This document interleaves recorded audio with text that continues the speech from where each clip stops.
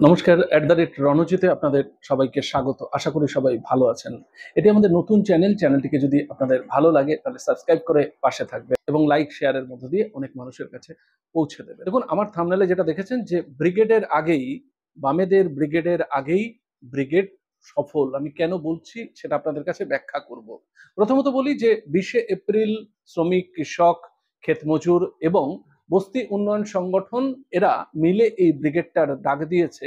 যদিও সবাই কিন্তু বামেদের ব্রিগেড মানে সিপিআইএম এর ব্রিগেড হিসেবেই দেখে, সুতরাং এটা সিপিআইএম এর কাছেও একটা চ্যালেঞ্জ এবং এটা যে তারা গ্রহণ করেছে এবং সেটা আপনারা 25শে ফেব্রুয়ারি মীনাক্ষীর মুখে শুনেছেন যে সেটাকে তারা চ্যালেঞ্জ হিসাবে নিচ্ছে। এই ব্রিগেডটা চ্যালেঞ্জের ব্রিগেড হতে যাচ্ছে। 2024-এর 7ই জানুয়ারির ব্রিগেড সম্পর্কে আর নতুন করে কিছু বলার নেই। এটা ইতিমধ্যেই স্বীকৃত যে শ্রেষ্ঠ ব্রিগেড হয়েছে বামেদের, এবং অন্যান্য দল তো ব্রিগেডে সেইভাবে কোনো সময় দাঁত ফোটাতে পারেইনি।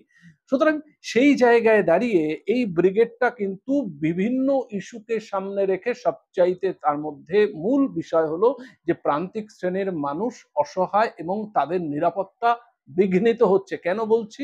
দেখুন, 29টি শ্রম আইন সেগুলোকে বাদ দিয়ে একেবারে রিজেক্ট করে 4টি শ্রম কোড এই নতুন 1 এপ্রিলে চালু করার জন্য উঠে পড়ে লেগেছে প্রধানমন্ত্রী নরেন্দ্র দামোদর দাস মোদীর সরকার। তাহলে এই 4টি শ্রম কোড আনছেন নিশ্চয়ই ভালোর জন্যই আনছেন, এটাই সবার মনে প্রশ্ন আসা উচিত। প্রশ্নটা আসছে, উত্তরটা কি জানেন? এই 4টি শ্রম কোডে 75 থেকে 76% শ্রমিককে শ্রম আইনের বাইরে রাখা হচ্ছে। অর্থাৎ কিনা 75 থেকে 76% শ্রমিক সবসময় অনিশ্চয়তায় থাকবে, কারণ শ্রম আইনের আওতায় না থাকলে তাদের উপর যদি মালিক শ্রেণীর সবসময় অত্যাচার নিপীড়ন তো করেই, শোষণ তো করেই, কোনো আইন খাটবে না। তারা তাদের ইচ্ছা মতো কাউকে কাজে জয়েন করাতে পারে, ইচ্ছা মতো বরখাস্ত করতে পারে। মজুরি যে আইনের আওতায় যে মজুরি হওয়া উচিত সেই মজুরিটা তারা পাবে না। সবচাইতে বড় ব্যাপার, কাজ হারানোর আশঙ্কা, প্রতিদিন তাকে কুরে কুরে খাবে। সুতরাং এই জায়গাটায় মালিক শ্রেণী আরো বেশি স্বৈরাচারী হয়ে উঠবে, এটাই এই কোর্ট থেকে স্পষ্ট।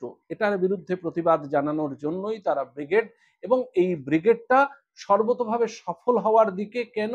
দেখুন, ইতিমধ্যেই বিভিন্ন জায়গায় দেওয়াল লিখন শুরু হয়েছে এবং এটাও আমরা জানি যে প্রচুর দেওয়াল লেখনে বাধা আসে। সেই বাধার একটা চিত্র আপনাদের দেখাবো, দেখালে স্পষ্ট হবে যে তারা কতটা ভয় পাচ্ছে। দেখুন, একটা ব্রিগেড করছে একটা রাজনৈতিক দল হোক বা অন্য যে কোনো সংগঠন হোক, তারা তাদের মতো প্রচার করতে পারে গণতন্ত্রে, যেটা সর্বজন স্বীকৃত। কিন্তু এই প্রচারটা করতে গিয়ে যারা বিরোধী, বিশেষ করে তৃণমূলের যারা সাঙ্গপাঙ্গ এই গুন্ডা বাহিনী, এরা সব জায়গায় যেভাবে ধমকানো চমকানোটা জারি রাখে, ঠিক সেই রকম এই যে 20শে এপ্রিল, এটায় তারা বুঝতে পারছে যে সাজো সাজো রব মানুষের মধ্যে একটা উন্মাদনা, একটা নতুন রকম উৎসাহ তারা কাজ করছে। এখানে তার কারোর অনুপ্রেরণায় অনুপ্রাণিত হওয়ার কোনো বিষয় নয়, এখানে মনের তাগিদ, এখানে আত্মার মিল। সেই মিলটা সাধারণ মানুষের সাথে যখন চায়ের দোকানে বসছে, পার্কে, মাঠে, ময়দানে যখন যাচ্ছে, এই ফিসফিসানিটা তারা শুনতে পাচ্ছে। তারা দেওয়াল লিখনটা স্পষ্ট না লেখা থাকলেও বুঝতে পারছে যে মানুষ এই 20শে এপ্রিল ব্রিগেডমুখী হবে, কলকাতামুখী হবে।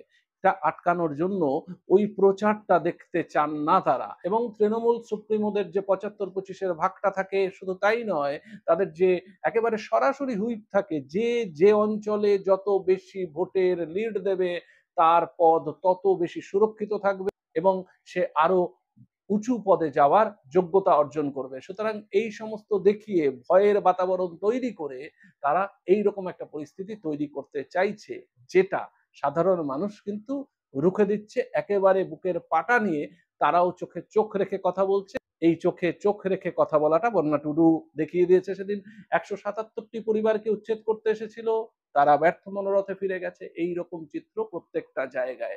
সাধারণ মানুষ জোটবদ্ধ হচ্ছে, সাধারণ মানুষ যেভাবে খেপেছে। সুতরাং এই সরকারটাকে আর তারা চায় না। বিজেপির উপরে ভরসা রেখে সেটাও তারা ব্যর্থ হয়েছে, কারণ দেখছে যে বিজেপি তৃণমূল একে অন্যকে শুধু দেওয়া নেওয়া করে যখন সময় খারাপ থাকে। সুতরাং সেইখানে যে সমস্ত বামপন্থী সমর্থক দরদি তারা বিজেপি মুখী হয়েছিল, সবাই আবার ফিরে আসছে। এই কারণে বিজেপি এই যে যাদবপুরের আন্দোলনটাকে অন্যদিকে মাওবাদের দিকে ঘুরিয়ে দিতে চাইছে এবং তাদের অনুকম্পায় চলে যে সমস্ত মিডিয়া, তারাও চেষ্টা করছে। সুতরাং আর কথা বাড়াবো না, এবার একটু দেখে নিন সরাসরি ওই চিত্র, যেখানে তারা দেওয়াল লিখছিল কিন্তু সেখানে এসে বাধা দেয় এই তৃণমূলের গুন্ডা বাহিনী, কিন্তু দেওয়াল তারা লিখেই ছাড়লো। আমরা এইরকম প্রতিবেদন আপনাদের জন্য বারে বারে তুলে আনবো। আপনাদের চোখ থাকুক @রণজিতে। ধন্যবাদ। ব্রিগেডের দেয়াল লেখা হয়ে গেছে, কেন মুছবে কেন? আমি ওখানে সাদা কাপড় মেরে দেবো। সে তুই সাদা কাপড় মারতে পারি, আমরা দেয়াল লিখলে দেয়াল মুছতে পারি? না মুছতে হবে তোমার। কেন দেয়াল মুছবে? মারতে পারি, আমরা দেয়াল লিখলে দেয়াল মুছতে পারি? না মুছতে হবে তোমার। কেন দেয়াল মুছবে কেন? কেন তুমি কার খাচ্ছ? কার খাচ্ছি মানে কার খাচ্ছি আমি? হ্যাঁ কার খাচ্ছি? আর তুমি তোমার পাড়ায় গিয়ে তুমি মদ্দানি দেখাও। তা আমার সব পাড়ায় তো, তোমার সব পাড়ায় দেয়াল লেখা হচ্ছে তো ব্রিগেডে। তোমার পাড়ায় সব পাড়ায় আস্তে কথা বলো না, আস্তে কথা বলো না। কিস্তি মারছো? আমরা কিস্তি মারছি?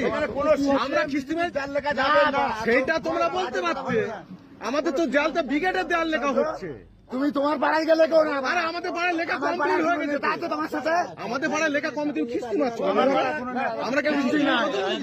আরে ব্রিগেডের দেয়াল লেখা হয়েছে, ও এসে বলছে দেয়াল লেখা হচ্ছে কেন, এইসব বালতি টালতি ফেলে দিচ্ছে, কিস্তি মারছে। কেন এসব কেন করছিস? কিস্তি মারবো না? কেন? তোমার পাড়ায় ব্রিগেডে তুমি একটা দেয়াল লিখতো না? আমার পাড়ায় যখন নেতা থাকবে তখন বলবে। আরে পাড়ার নেতা না, এই চিত্রকায় এরিয়া কমিটি 4টে অঞ্চলের নেতা।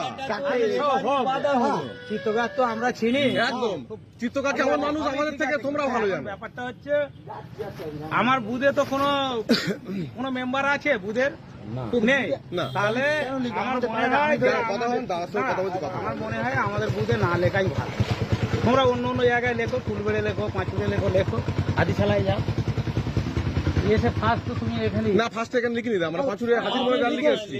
হাতের মধ্যে দেয়াল লিখে আমরা না বাবু, আমি একটা কথা বলি শোনো, সম্পর্ক নষ্ট করলে আমার কাঁঠাল বেড়ে কোনো সিপিএম বিজেপির দেয়াল লেখা হবে না বাংলা ভাষা। যেটা যেটা লিখে ফেলে লেখো, এরপরে যেন আর না লেখা হয় এটাই আমি বলে দিচ্ছি, তোমাকে কিস্তি মারার একটাই কারণ আছে। হয়ে গেছে। এই লোকের সঙ্গে খিস্তি মারা যায়? আমি কাকারে বলছি হ্যাঁ, এই লোকের সঙ্গে খিস্তি মারা যায়?